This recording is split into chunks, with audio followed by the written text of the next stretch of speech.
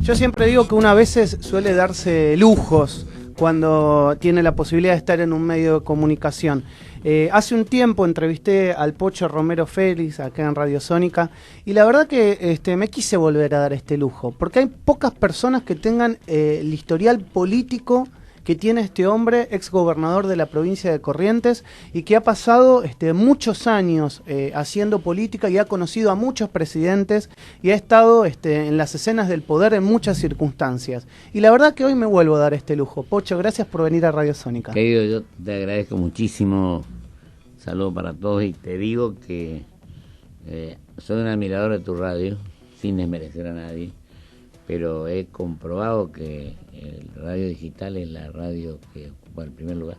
Gracias, gracias. La verdad que... Así que yo te agradezco tu generosidad en cuanto a mi persona.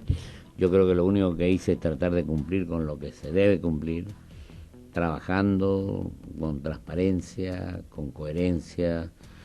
Estoy cansado y la gente está cansada de los políticos que a la mañana piensan una cosa, a la tarde otra, a la noche otra. Y yo digo siempre que el poder es transitorio y la conducta es permanente. Y leía por ahí una frase, creo que de un título de un artículo de Ricardo Kirschbaum hoy en Clarín, que decía la corrupción no tiene ideología. Y es así. Y es así. Y realmente me pareció así. Fantástico el título. Realmente es así. Para mí las ideologías no existen, sino las ideas, pero yo me hago cargo me adhiero a este título del artículo de Ricardo. Y te digo una cosa, este lanzamiento, venir a ser candidato a diputado nacional por Capital, no queda clarísimo que no es por una cuestión de vanidad, ni yo fui todo menos presidente, fui diputado provincial. No es por vanidad, ni tampoco es por dinero, es realmente por ideas, porque realmente vos haces lo que te gusta. No, y aparte, ¿sabes qué? Me creo que tengo deudas con la gente todavía, y en este momento donde hay tanta gente que está padeciendo la insensibilidad social, creo que es necesario que podamos aportar la experiencia, no sé si el conocimiento, pero la experiencia, y que la gente también no diga a algunos de los candidatos, por ejemplo, si perdemos la elección no van a haber inversiones, como si fueran los dueños de la verdad. Yo creo que acá tenemos que ser generosos y constructivos. ¿Cuán lejos y cuán cerca estás de esa corriente de pensamiento tan agrietada que existe hoy, ¿no? El kirchnerismo por un lado y el macrismo por otro. ¿Sabes lo que pasa, querido Bergui? Yo digo lo siguiente, somos extremistas los argentinos. Por varios años tenemos un Estado empresario, hablando del rol del Estado. Sí. Por otro lado, tenemos el Estado inexistente como en la época del 90. Y yo pienso que allí se hizo de todo, hasta se pensó en la reforma constitucional, en el pacto libre. Yo tenía un profundo respeto por Raúl Alfonsín. Cuando fui gobernador era presidente él, sin que le hayamos votado. Fue un hombre que trabajó ecuánimemente y honestamente, honestamente, todo, ¿no? Te digo, lo que no coincidí con él, pero él lo reconoció, aceptó la discrepancia, pues yo creo que la discrepancia enriquece, la obsecuencia perjudica. Que yo fui un acérrimo opositor al Pacto de Olivos, porque don Raúl creo que lo hizo con buena intención para evitar que el poder fuera total, diremos, con facultades extraordinarias y la suma del poder público de alguna manera, y trató de evitar que esto ocurriera.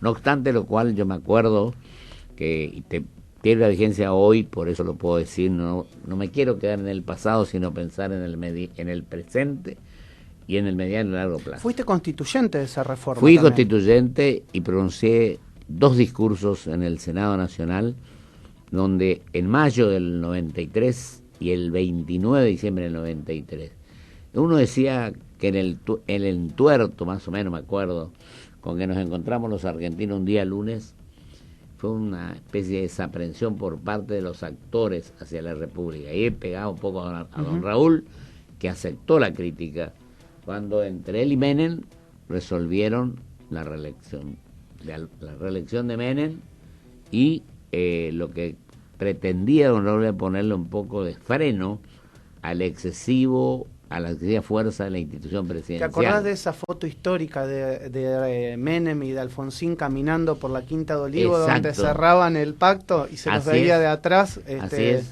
con los árboles de costado, esa foto histórica, ¿no? Y mira, querido, yo tengo una cosa, yo lo dije en el 29 de diciembre al final, que el bloque autonomista ratificaba su posición de oponerse a la habilitación de la reforma constitucional.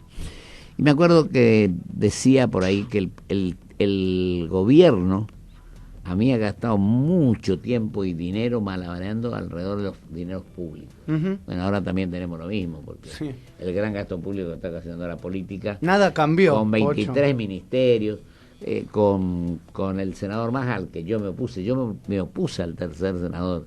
Y te digo lo que por ahí decía un párrafo, si me acuerdo, al final, yo decía, no reformemos esta sabia Constitución de 53-60. No le demos una muerte prematura. Y fíjate la vigencia que tiene hoy, no porque yo sea nada del otro mundo, sino porque lamentablemente no hicimos lo que teníamos que hacer. Sí. Decía, no reformemos esta sabia Constitución, no le demos una muerte prematura. Reformemos el país, sus problemas, sus instituciones, sus sectores marginados. Y decía, entre comillas, la enquistada corrupción. ¡Qué vigencia! Y hagamos primar la ética y los actores fundamentales. Y ahí es donde yo hablaba de la excesiva cantidad de que podía sancionar el presidente si esto se reformaba, de decretos de necesidad y urgencia. ¡Qué vigencia! Con lo cual él iba a tener una vigencia enorme el presidencialismo. Y te digo más... Tiene una vigencia tan grande que hoy el Ejecutivo piensa también remover a la Procuradora General de la Corte por decreto. Fíjate hasta dónde estamos hablando de eso. Cómo se designó cuando los dos miembros de la Corte se hizo mal. Hasta hay errores en cuanto al procedimiento que tiene que aplicar un poder ejecutivo. Por falta, no sé si por falta de experiencia, por excesiva soberbia. Y digo más, yo, por ejemplo...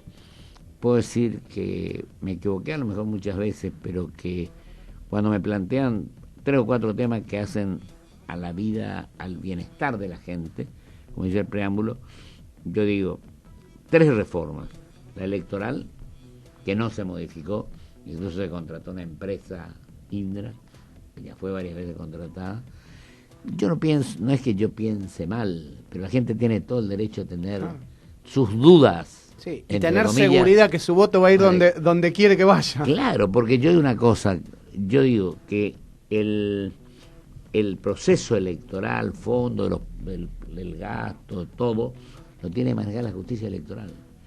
Cuando la Cámara Nacional Electoral tiene 2 camaristas de lujo, que son Alberto Dallavía, el doctor Alberto Dallavía y el doctor Santiago Corcuera. Y digo más... hablamos mucho. Una eminencia, Santiago Corcuera, una eminencia. Sí, son 2 personas intachables. Y yo conozco el caso cuando me tocó ser embajador en Costa Rica, había un Supremo Tribunal de Elecciones, al cual se sometían los otros 3 poderes del Estado. Y el otro tema que a mí me preocupa mucho, porque los 3 poderes son fundamentales e importantes, pero el Poder Judicial es el poder que posibilita que haya inversiones en el país, porque te da seguridad jurídica y regla de juego clara. Y resulta que hay una candidata de uno de los 3, la doctora Carrió concretamente, que dijo el otro día cosas que a veces no se pueden decir. Si gana Cambiemos, si no gana Cambiemos, no vamos a tener inversiones. Está asustando Carrió, ¿no? Nadie se puede creer dueño de la verdad, ni el dueño de la razón.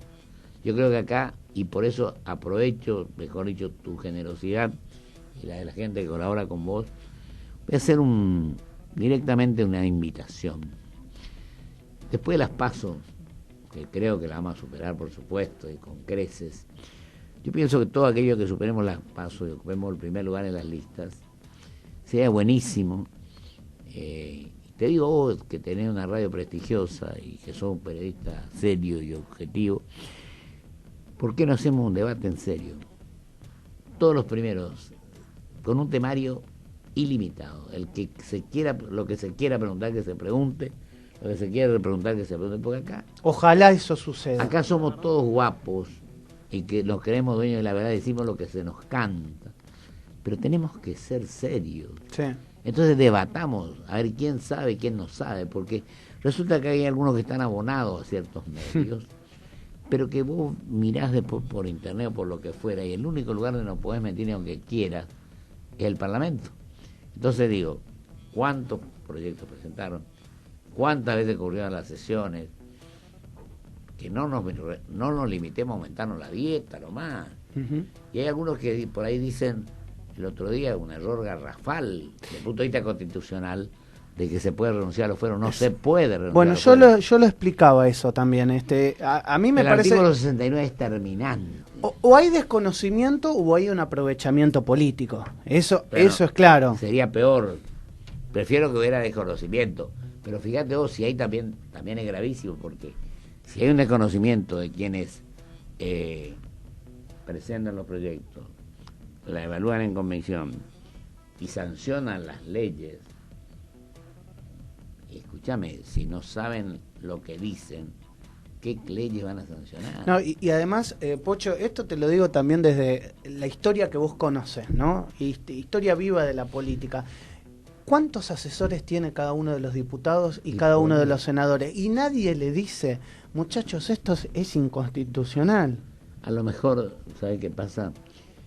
Que a veces algunos que conducen, y en eso yo soy totalmente opositor a esta actitud, yo cuando fui gobernador puse profesores míos en la función pública.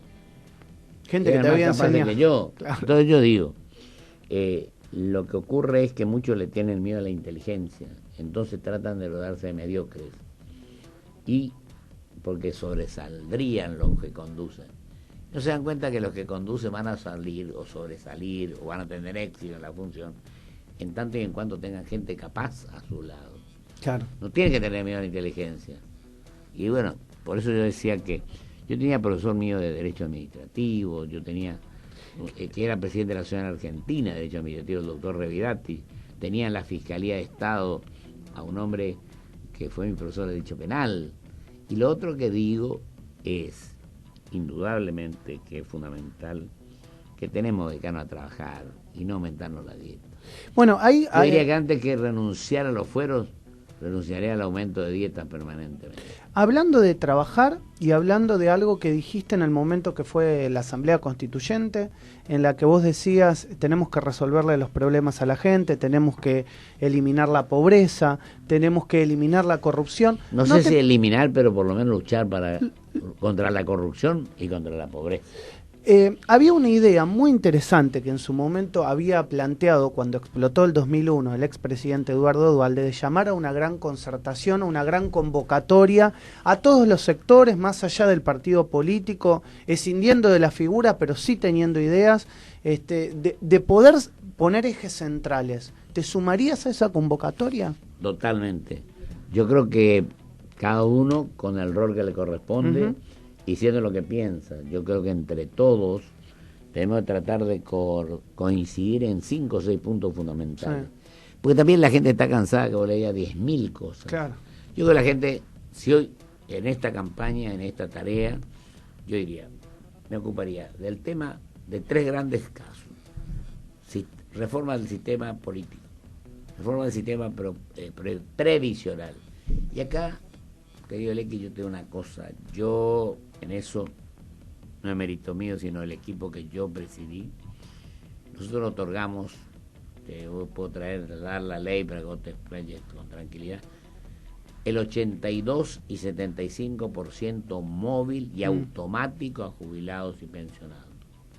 Entonces no es que vengo a decir hoy por demagogia, por obtener un voto más, porque el otro día... Porque lo hiciste en tu provincia. Y lo voy a hacer de nuevo. Este va a ser mi primer proyecto ante la Cámara si llego a ocupar una banca. Eso me parece interesante. Si vos ocupás una banca, tu primer proyecto va a ser aumentar las jubilaciones a 16.000 pesos. A lo mínimo que requieran las circunstancias. y voy a tener el apoyo del doctor Semino, que es el defensor del pueblo, de toda la gente, porque yo voy a tratar de darme un equipo en serio. Lo mismo que en economía, lo mismo que hasta en la droga, el doctor Calilla, Ahora, que ¿sabés, tiene 50 años. Sabés que el presidente te lo va a vetar diciendo que no lo va a poder pagar, ¿no? Vos Y sabés bueno, que el presidente no le tiene miedo al veto. pero el presidente lo que nos dice es que tiene 23 ministerios y 207 subsecretarías y no sé cuánto más. Es decir, el presidente tiene que entender, primero, no, si él no quiere que no lo entienda, lamentablemente el presidente va a ser el pueblo. Y acá tenemos que pensar con generosidad, con grandeza y espíritu constructivo en los 42 millones de argentinos. Y como yo digo siempre, los cargos son transitorios y la conducta es permanente. Entonces, el presidente, que yo creo que debe tener buenas intenciones, pero con buenas intenciones no resolvemos el problema. Mi abuelita también era una muy buena mujer, pero iba al supermercado, no le iban a regalar las cosas al supermercado, ¿sí?, porque era buena persona.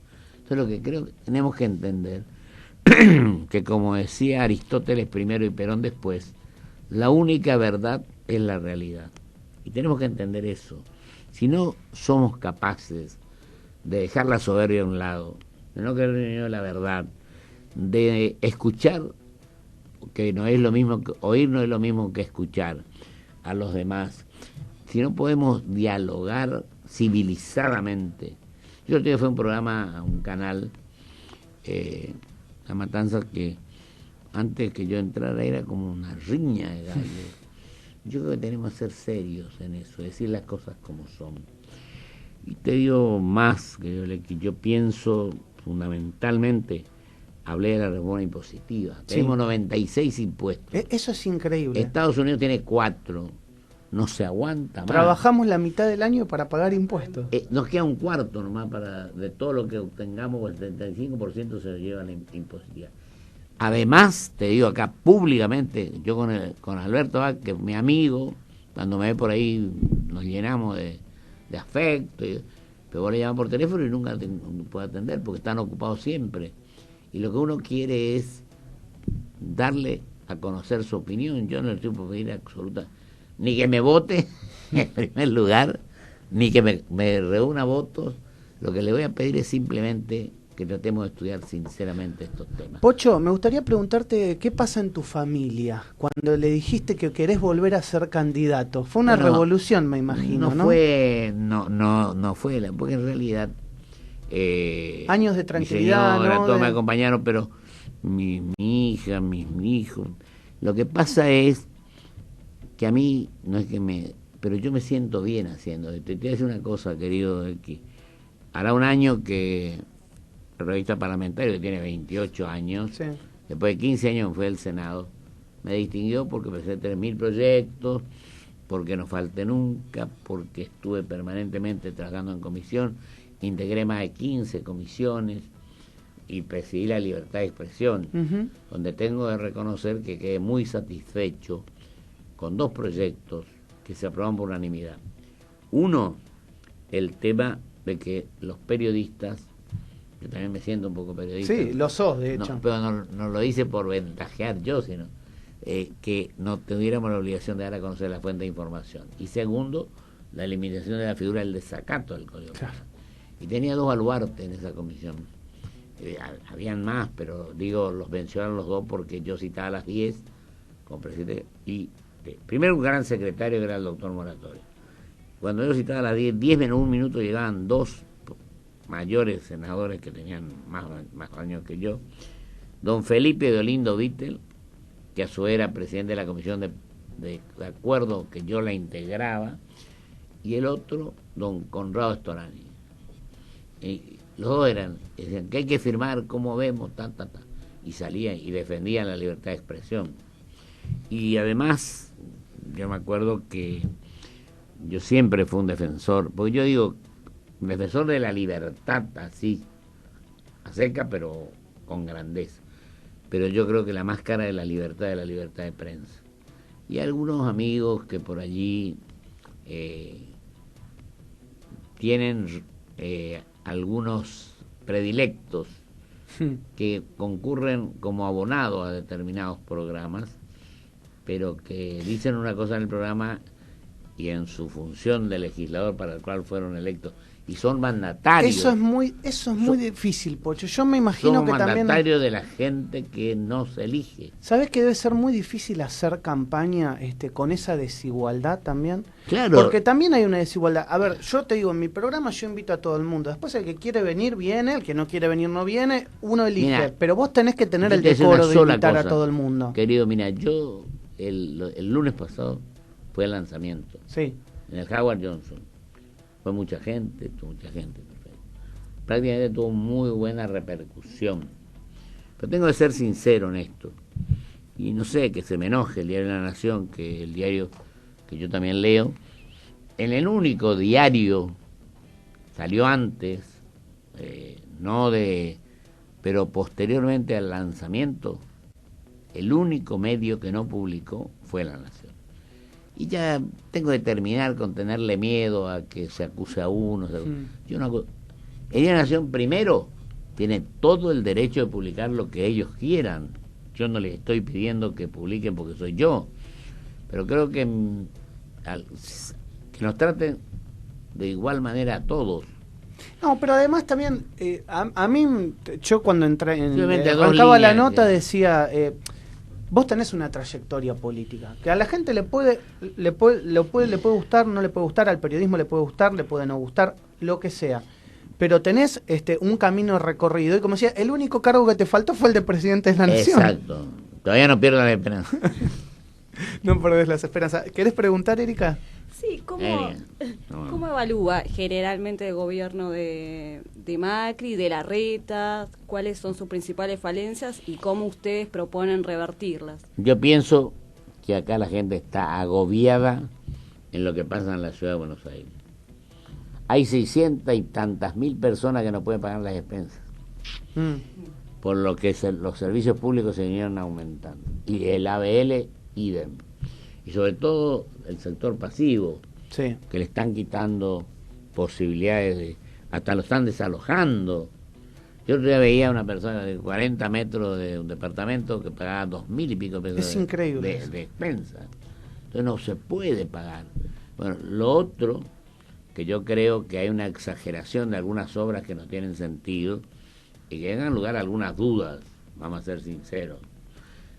Por otra parte, sí, el gobierno estás hablando de la gran estación del RER, que en muchos sentidos tenés retiro, tenés constitución. Vos le llamás a los funcionarios para decirle las cosas como en espíritu constructivo y te están ocupadísimos, como si yo no conociera lo que es la administración.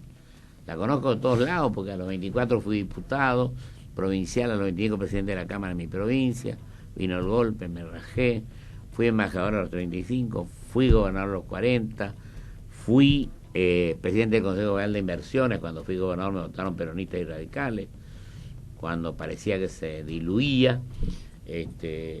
Fui consejero de la magistratura cuando era equilibrado, hoy no es. Lo mismo que hizo el kirchnerismo está haciendo este gobierno. Son 13 los miembros. Lo mismo que hizo el kirchnerismo. Querido. Yo sostengo ahora que los legisladores no tenemos que integrar el Consejo, porque nombra y remueve juez, es una cuestión muy seria la cuestión. Pero tiene que haber equilibrio, como dice el 114, en el segundo párrafo establece que tiene que ser, el que yo integré y fui presidente de la Comisión de Disciplina, era de 20 miembros, entonces no había mayoría del sector público. Y siguiendo lo que dice mi querida amiga Erika, yo digo que el presidente Macri tiene 23 ministros. Y eso me parece que es 200, como dije, lo repito, 207 subsecretarios. Se ahora va a cambiar, lo llevan a UAT de comunicaciones, a defensa, esas cosas tan especiales que no tiene sentido. Sí, y en el mientras tanto se avala la fusión de Clarín con Telecom para el cuádruple play, ¿no? Entonces lo que yo digo es lo siguiente: el único cargo, como decía mi amigo, que yo no ocupé fue el de presidente de la Nación. Y aunque diga una locura a lo mejor, pero es lo que yo pienso y lo tengo que decir con sinceridad, quizá si uno tiene espíritu patriótico, es decir, como dijo el maestro Linares Quintana, que escribió hasta los 103 años, por cuyo libro estudiamos Derecho Constitucional, De paso te informo que la cuestión, quiero agradecer a la Universidad del Salvador, que me ha nombrado profesor invitado de Derecho Constitucional. Qué interesante. El profesor, el maestro Linares Quintana, que escribió hasta los 103 años, un día le dicen: ¿cuál cree, maestro, que es la solución para el país? Dijo: sentido común y patriotismo. Falta un poco de sentido común. Y esto lo enlazo. Estaría fallando el sentido común. Y esto lo enlazo, lo agrego, a que yo digo, aunque parezca una exageración, y no porque pretenda, pero yo creo que a lo mejor es el cargo más fácil de cumplir con grandeza y con responsabilidad, el de presidente de la Nación. ¿Por qué? Pues hay 42 millones de argentinos. Entonces, si vos actuás con criterio amplio y generoso, dejá de lado tu color político, tu pensamiento en muchos casos. Sí, porque tenés que dejarlo muchas veces. Pero vos podés buscar, no al amigo, sino al hombre más capaz de 42 millones de personas que están en la Argentina. Pero constituir un gabinete de 10 personas, de 12, no te vaya por el camino que no corresponde del gasto público. Pocho, ¿qué pensás con lo que pasa? Perdóname esto último, que tiene que ver con esto y sí. dejo. Estamos cubriendo el déficit fiscal con endeudamiento. Con deuda. Y yo lo otro que decía, fíjate vos, cuando yo hablaba de los extremos, por el Estado empresario y el Estado inexistente. Para mí el rol del Estado es el que establece la Constitución. El Estado árbitro, el Estado inductor, el Estado promotor, el Estado que evite que los más fuertes se lleven por delante a los más débiles y que promueva el bienestar general, como dice la Constitución. Bueno, ese Estado a veces no existe. Acá quisimos también abrir la grieta entre un polo y otro polo, como si los demás no existieran. Hablando del Voy Estado... a jugar de centro medio, voy a jugar de número 5 en para evitar los extremos. No, pero hablando de Estado, me gustaría preguntarte... Estoy a tu zona. Tu rol en relación en el momento que ingreses a la Cámara, de cómo te gustaría que fuese el Estado. Y te lo pregunto en relación a lo que pasó ayer con el desalojo en la planta de PepsiCo. ¿Qué debería haber hecho el Estado? ¿Qué rol debería haber tomado para no desalojar violentamente como se desalojó? Y a su vez, bueno, garantizar algún derecho de propiedad que el empresario cree tener, ¿no? ¿Cuál es Yo estoy en contra de todo lo que sea violento. Sí, y yo creo que se tiene que persuadir y buscar soluciones, pero en forma preventiva. Negociar, hablar, ¿no? Negociar, hablar, el diálogo. Yo soy un enamorado del diálogo. Y te digo una cosa más, querido Lenín. Tengo un caso, no es remontarme al pasado. Hay un empresario muy poco soberbio, que creía que tenía que decirle que sí a todo lo que te planteaba. Y vino a verme. ¿Cuántas veces se habrán sentado en tu despacho para plantearte cosas? No vienen y me plantean el tema y yo digo, no. El abogado era un amigo mío, era mi vecino en Corrientes, un doctor Argüello. ¿Cuál fue la reacción? Vieron venir al colectivo. Como yo dije que no, pusieron los colectivos de la Casa de Gobierno a 200 y pico metros por la universidad, por todo. Yo entraba a las 6 de la mañana a la Casa de Gobierno, me decía, qué buenos los colectivos estos. A mí no me afecta. Entonces me viene a ver a los 3 o 4 días, yo no reacciono, el doctor Argüello, mi amigo. Pero Pocho me dice, vos no hacís nada, no mandás ni medio de policía, y va a ser así. Vos sabés que yo entro a la mañana, veo qué lindos colectivos, qué tonto lugar de trabajar, darle el servicio público a la gente y ganar dinero, me ponen esto acá. Así que vos no te hagas ninguna ilusión, mi querido amigo abogado y vecino, que yo no voy a mandar ni medio gente de policía. Cuando tengan ganas de irse, seguirán, y si no, sigan ahí, no molestan. Están estacionados al lado del cordón, están bien estacionados, molestan, son muy lindos colectivos. Y a los 10 días, 12 se fueron solos. Lo que yo me puedo haber equivocado muchas veces, lo que me reconocen los que fueron legisladores provinciales, entonces, es que nunca nadie les pidió que no hicieran lo que quisieran. Me decía un doctor Civetta, que era hombre del radicalismo, un día, vengo caminando yo, pues yo andaba, siempre anduve solo, nunca tuve la espalda, siempre sigo andando solo. Te tengo que decir delante de mi señora y de mi hija, me dijo, a pesar de que yo te pegaba todos los días, pues todos los políticos no estaban, veníamos del proceso militar, estaban todavía sin mucho desgaste, ¿no? Pero sin mucho desgaste, estaban enteros un poco. Entonces todos los días, ¡pac! Dije, nunca nadie nos molestó, nadie nos dijo no digan esto. Y había periodistas que, por ejemplo, pegaban duro, y cuando yo decido que se haga hoy que la orga que más, dos cosas, en lo material, el Instituto de Cardiología, porque entonces en Corrientes solamente se podía hacer electrocardiograma de esfuerzo, era lo máximo, yo no tenía que trasladar a la gente. Y lo otro, teníamos teléfono a magneto, liquidamos todo el teléfono a magneto. Es decir, pensamos la modernidad entonces, nos adelantamos un montón de años. 20.000 viviendas que hizo un hombre del desarrollismo, del MIT. Todavía la deuda pendiente ahí para Corrientes es el gas, ¿no? Todavía. El gas, porque se llamó varias veces. Y a mí una vez me vinieron a ver un y es una obra nacional que hay que hacer porque tiene que llegar a la troncal. Pero por supuesto, el nordeste está en pobre, para no decir Corrientes solo, el nordeste. El 2013 se habló, se siguió hablando, y se siguió hablando, y se siguió hablando. Y a mí vino un empresario un día, empresario muy renombrado, y me plantea cuando era senador, que querían colocar en la ciudad capital de la provincia. Entonces yo le dije, mire, ingeniero, yo lo primero que voy a preguntar es si aquel que no toma el gas tiene que pagar igual. Me dijo que sí.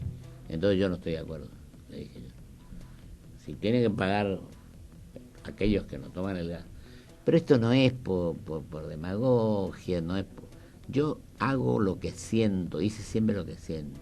Sí, se entiende. ¿Cómo vienen las encuestas? ¿Cómo estás?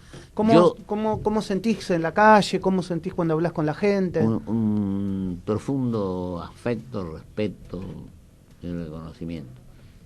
No, yo no quiero decir con esto que los que me respetan me van a votar. Claro. Pero he tenido ahora una muestra Twitter, qué sé yo, cosas. ¿Te manejás con Twitter? Sí, no, y más que yo, no quiero mandarme la parte. ¿Cuál es el usuario? Así pero me contó uno de los integrantes de la lista que estábamos muy bien, sobre 1950 casos, creo que estábamos ubicados en el segundo lugar. @Romero Feris en Twitter. Exacto. Exacto. Romero Feris en Twitter. Ahí puedes ver, no sé cómo está hoy ahora, yo no tenía tantos seguidores porque yo reconozco mi falencia en esto, pero también reconozco en la modernidad. Me habló del doctor Kachanowski, me habló, por ejemplo, de Usema, Carlos Rodríguez. Yo ya te veo, como te gusta la tecnología, te veo haciendo radio online. Mirá lo que te digo, te veo haciendo radio online, con cámara, todo, te veo acá. No hace falta porque como venía la radio más importante, invita a mis amigos y tengo gente acá que me trata tan bien. No hace falta que haga yo. Bueno, la verdad que... La importancia de las nuevas tecnologías, ¿no? Para la política, comunicar las ideas. No, yo digo que estamos en un mundo distinto, sí. En un mundo a lo mejor complicado en muchos casos, pero para eso tenemos que dejar de emparchar, tenemos que dejar de pensar cómo llegamos a las 24 horas del día que vivimos y tenemos que empezar a mediano a largo plazo con un proyecto de país en serio. Creemos que podemos resolver de un día para el otro y no es así. Todo es para allá. Todo es para allá. No existe el mediano plazo ni el largo, olvídate. Y nuestra inserción en el mundo no es viajar simplemente y hablar con la gente. Tenemos que tener vigente y empecinarnos en la seguridad jurídica, en la regla clara del juego. Y una palabra que tenemos que recuperar claramente, que es confianza. El capital no va a venir a nuestro país en tanto y en cuanto no tengan confianza. Y tenemos una justicia que está acá, que está allá. Tenemos consejo de la magistratura, que viene siete políticos, imagínate. Yo creo que los políticos debemos desaparecer del consejo. tenemos que designar representantes nuestros, pero que tengan idoneidad jurídica. Este es el tema. Te agradezco por haber venido nuevamente a Radio Sónica. Te agradezco, querido X, vos sos un hombre al que yo respeto y igualmente, agradezco profundamente. Yo respeto mucho tu trayectoria, sobre todo, Pocho, porque creo que las personas también se ven por lo que han hecho. Y la verdad que vos tenés una trayectoria intachable. Sin embargo, has tenido momentos difíciles, me imagino también a nivel familiar, lo que pasó con tu hermano. Muchas veces totalmente. La gente no sabe dividir. Bueno, también los medios a veces lo hacen de manera... a lo mejor intencional en muchos casos, porque el periodismo tiene que ser... El periodismo que yo respeto, que practicás.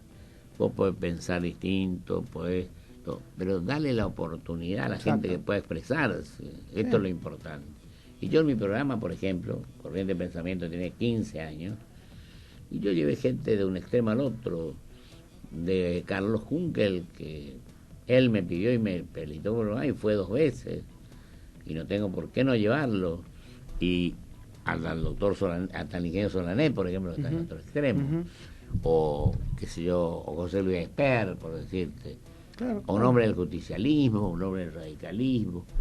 Algunos por ahí a lo mejor subestiman un programa de cable, pero son 15 años, no te preocupes 2 veces por semana. No te preocupes que la gente creen que subestiman, pero después se preocupan de lo que decís. Exacto. Es así, te subestiman, pero después dicen, ¿por qué dijiste eso? Y eso a mí me ha pasado muchas veces. Y lo último que digo para no molestar, por favor. Mucho tiempo, es que mi tarea va a ser trabajar como siempre lo hice, porque creo que es mi obligación, no es un mérito, con transparencia, y voy a luchar fundamentalmente contra la inseguridad, o contra defendiendo la seguridad, contra la coherencia, digo, en favor de la coherencia. No voy a cambiar en el día 4 veces de posición. Tercero, voy a tratar por todos los medios de ir a trabajar en comisión, si llego, de presentar proyectos, como ya dije cuál era el primero, de ir a los jubilados. Va a ser luchar para que la gente pueda pagar las expensas y no se aprovechen de esto, para que el gobierno, el tema impositivo se reduzca sustancialmente y que también la cosa política sea clara y terminada. Bueno, Pocho Romero Félix es candidato a diputado nacional por la ciudad de Buenos Aires. Por propuesta autonomista. Propuesta autonomista, ahí está. ¿Cómo vas a aparecer en la boleta? En la boleta como José Antonio Pocho Romero Félix. Muy bien, bueno. Y lo último que digo, voy a trabajar también por la modernidad. Muy bien. Dejemos atrás lo que ya nos sirve y avancemos hacia el futuro con espíritu constructivo y trabajando intensamente por lo que ocurre en el mundo y en el país. Gracias por venir a Radio Sónica. Gracias por la invitación. Saludos para todos, para la gente que escucha esta radio, que tengo ya, te dije al comienzo, y yo no, sobre todo los hombres nos chupo la media. No, pero... digo lo siguiente, me habían dicho, sin desmerecer a los demás, que en redes digitales esta es la que ocupa el primer lugar. Bueno, muchas gracias. Te felicito y te agradezco profundamente. Muchas gracias. Muy amable.